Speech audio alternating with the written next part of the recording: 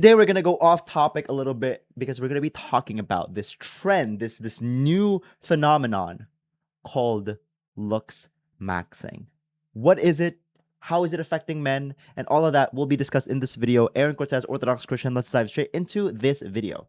Looksmaxxing, a once obscure online trend, is moving into the mainstream. Appealing mainly to boys and young men, it's an effort to maximize your I love how Clav is the face of looks maxing, of the looks maxing community.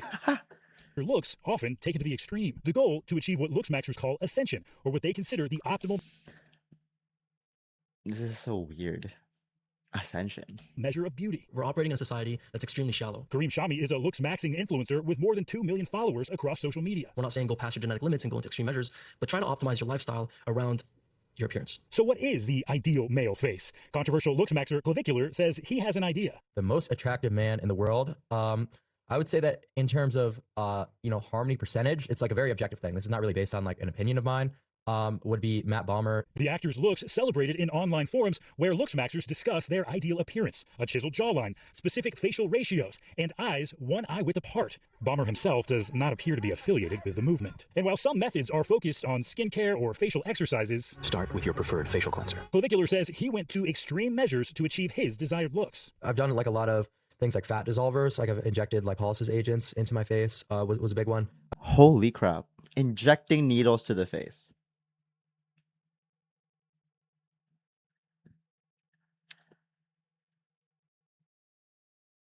Okay, let's talk about looksmaxing. So we've already defined looksmaxing according to this video as the enhancement or the enhancing of your looks. Is that in and of itself a sin? Obviously not. If you clothe yourself in a particular manner, is that a sin? If I style my hair in a particular manner, is that a sin? If I choose to not wear this hat, right? Because right now my hair is crazy. So I wore a hat in order to appeal to the masses better, in order to make my appearance look better. Is that a sin? Like, I just put a hat on, relax, in order to look more appealing. If you wear a suit to a specific event, is that a sin? Obviously not. Now, the extremes are very, very hard to define. It's kind of like saying, it's hard to define, but I can point at it real easy. It's the idea of we, as a society, or at least me, I don't know about you, but me, I think it's extreme when somebody's bone smashing. Bone smashing is essentially this idea where you take a hammer and you smash particular parts of your face so that it breaks down and gets stronger to amplify its features. So you can bone smash your jaw so that it can get, when it repairs, it's more straight. Obviously, I've been blessed by the genetic lottery to have a good jawline. But a lot of people don't have that, so people retort to bone smashing. But here's something that I found very, very interesting, which is a quote from St. John Chrysostom, who is an Orthodox church father, who we share with Catholics, whatever, whatnot. Anyways, St. John Chrysostom tells us this in Homily 30 on Romans. For what is the advantage of a beautiful body? None at all. But a beautiful soul is a thing to be admired by all, and a thing to be desired by God. So orthodoxy rarely focuses on the outward appearance. It's more so the inner being. Like, are you beautiful? Are you a piece of shit human being? Or are you heaven on earth because of how graceful you are, because of how loving you are? Father Paul, who is a priest at my parish, had a talk with the young adults group, and he said something along the lines of, people, he has experiences, and he was blessed by this experience of feeling heaven on earth, because people would just be so gracious, so loving, where they enter a room and they just feel and fill the room with love and grace. I aspire to be one of those people, right? But in terms of looksmaxing, let's focus on looksmaxing right now. Does orthodoxy deem looksmaxing as a sin? No. Are there extreme measures that people take that is a sin in order to looksmax? Obviously. Because what is the disposition or the placing of your heart? Where is your heart at to where you would smash your face? because at the end of the day, look, genetics play a huge factor in your appearance. Now, I wasn't blessed with the best teeth genetics, which is why I plan on getting braces sometime soon. Let me save up for it. Relax. I wasn't blessed with the best midsection physique. So my body makes it so that fat doesn't get stored in my face. It gets stored in my midsection, which is freaking a crime in the Looksmaxxing community, because how you want your aesthetic physique to look like is an upside down Dorito. Broad shoulders and slim waist.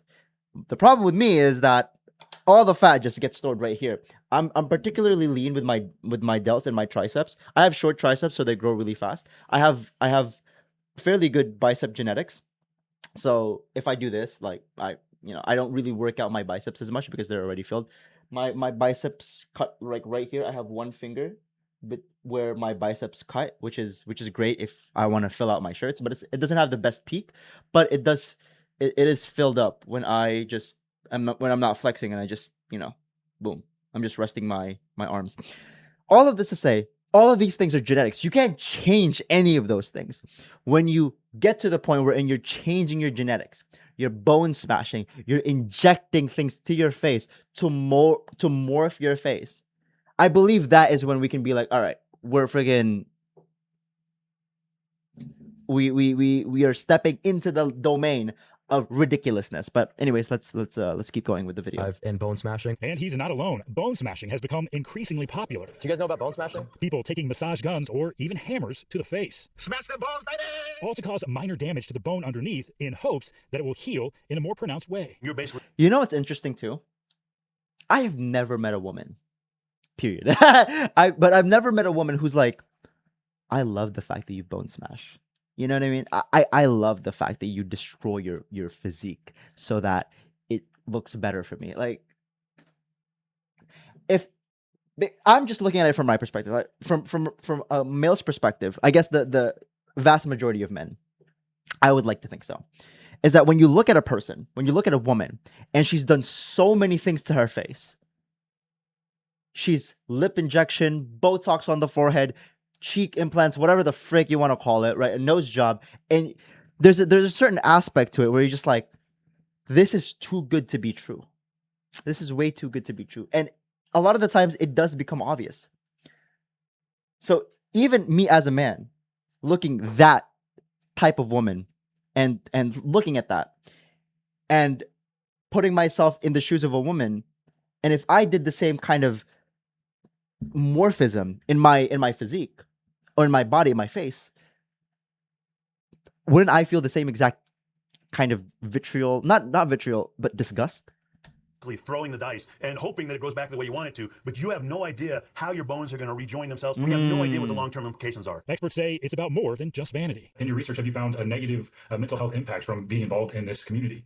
Yeah, absolutely. I think, there's a lot more negative mental health ramifications. They're developing body issues that they didn't have when they first entered the community. And they're seeing their body is fundamentally a very flawed and imperfect thing that is going to ruin their lives. And Looksmaxxing is popular in online forums that often perpetuate dangerous concepts like misogyny, nationalism, even racism. Oh my gosh. All right. This is where NBC loses me, bro. This is a video from NBC, by the way, if you could tell from the freaking lower right side of the screen. But goodness, all right. Really? Really? We're gonna pull this card? This is journalism for you people? Goodness gracious. But anyways, all of this to say, right? All of this to say, we're gonna finish this video, but I just want to say this one thing real quick, which is Looksmaxxing inherently isn't bad. Now, I was Looksmaxxing when I was maybe 18, 19. I'm 24 now. And I have done my best to try to make my looks very, very important in my life, but not the most important. Social aspects, very, very important. My religion, my faith, very, very important. And I work out for aesthetic purposes, not for longevity, nor for mobility, just purely aesthetics, which I genuinely think is fine.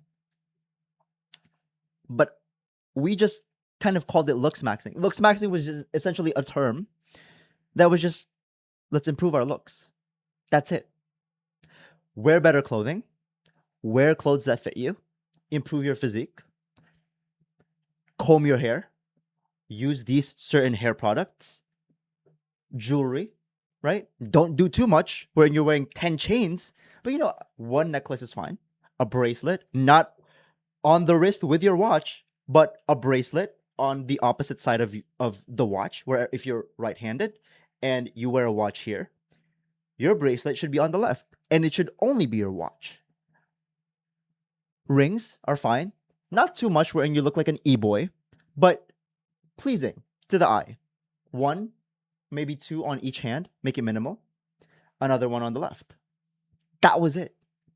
We didn't talk about no freaking bone smashing, freaking injecting things. We kept it natural because all it was in terms of the Looksmaxxing back in 2020, 2021, maybe even 2019, 2018, all it was we already have a set genetics. We're already dealt with certain cards. All we're doing is playing by the cards and improving on the cards that we are dealt with.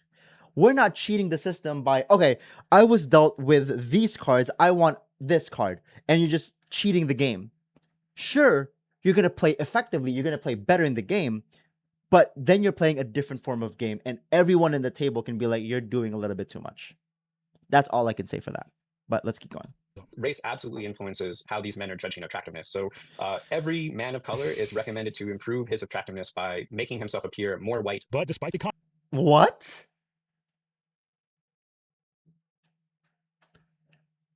I'm gonna recommend you. I'm actually gonna do this because this is the best Looksmaxxing video I've ever seen and I've ever watched, and I have actually taken a lot of advice from this, and it's actually very, very healthy. Now, all this is tools, right? You can choose to do with it however you please.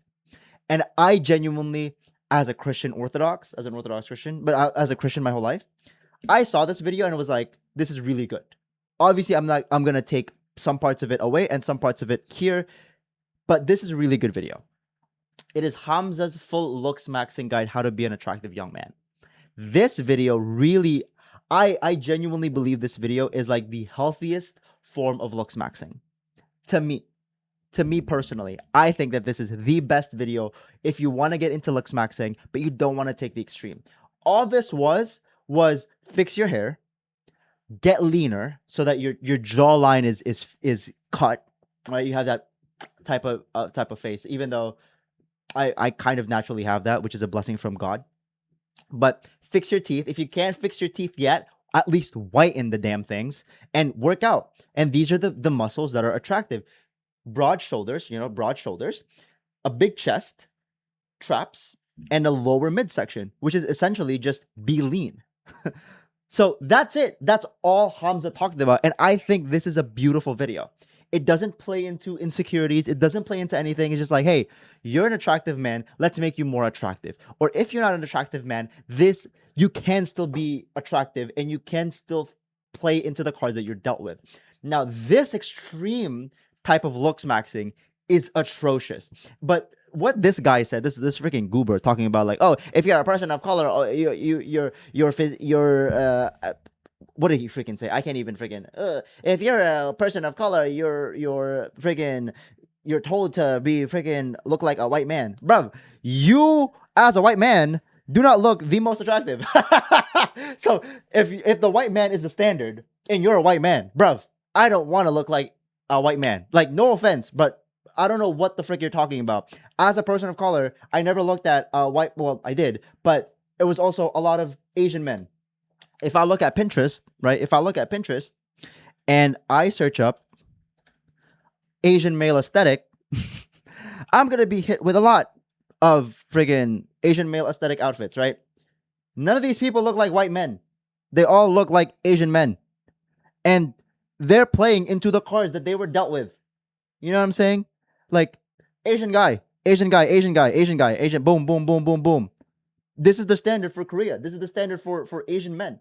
They all don't look like white men, nor do they appeal to white men. They're just like, hey, I look attractive and this is how I look attractive, right? And there's a lot. There's men with long hair. There's men with short hair. There's men with suits. There's men in baggy jeans. But you see what all of them have in common? they're all built. They're all aesthetically pleasing to look at in terms of their muscles, in terms of their broad shoulders, their good chest, and their slim midsection. And how do you achieve that? How do you achieve that with the chiseled jawline as well?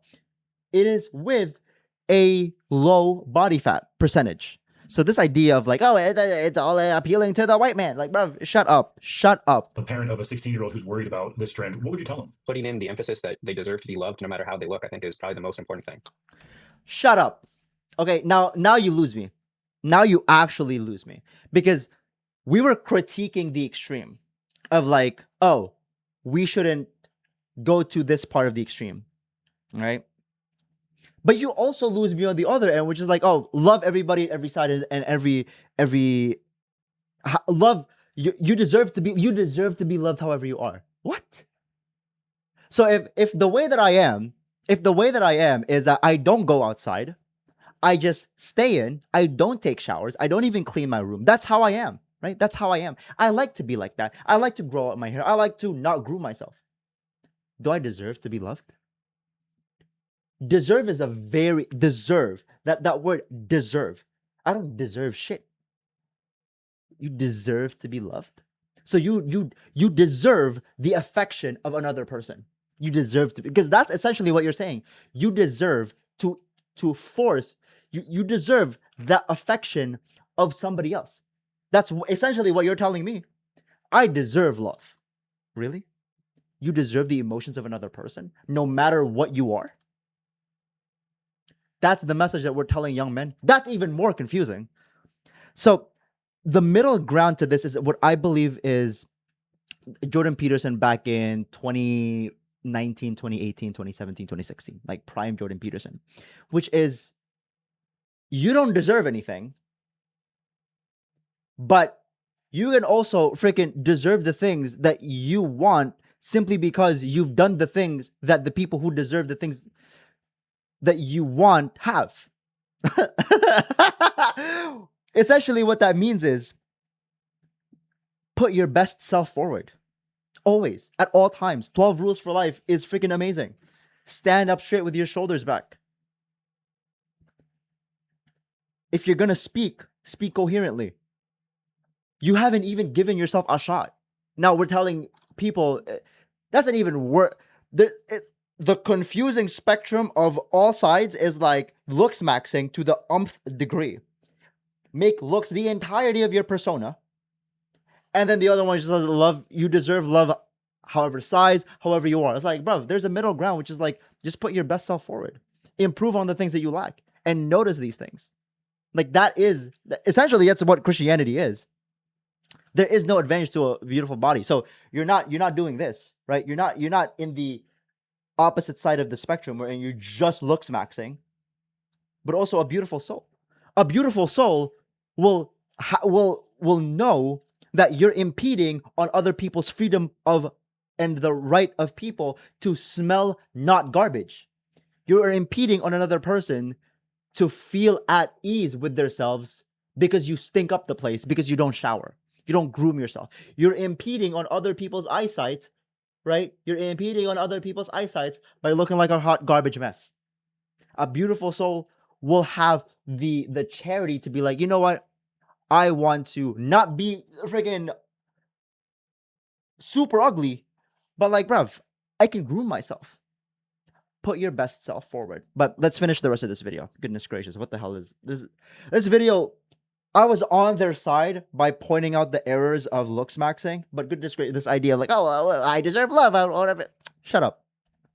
Stephen Romo joins us in studio. Steve, I have two questions for you. Is this sort of a fringe online trend, or is this becoming more and more popular? Yeah, it certainly started off very fringe and has been around for a few years now, but some influencers like Clavicular have gone viral with some of these clips and has really brought this into the mainstream, specifically bone smashing, which we mentioned in this piece, people hitting their face with a hammer. It sounds pretty silly, but when you hear some of the more extreme things that they're going to, taking testosterone, which can mess up their fertility later in life, all of these things seem very short-sighted. Something we've worried about a lot for young women is their body image issues, but now it really seems like we need to worry about young men as well. People, especially young men, trying to look their best. I mean, this has been around for decades, right? What's different now? Is it the social media aspect of it, and it's just going to Yes. extremes because of social media? Yeah, it really seems Yes. like it. An expert we talked to for this piece was saying that it's really the online community of Looksmaxxing. They have their own terminology, their own language in a way, and they have their own rating scale for rating each other's faces. It really is their own subculture that they've created. It's not just trying to look your best. It goes beyond that in a way with a bit of their own cultural spin. You know what I'm going to start? Newsmaxing. What do you think about that? Newsmaxing, orthomaxing, bro. I love it. It's the best news out there. All I right. want on the ground.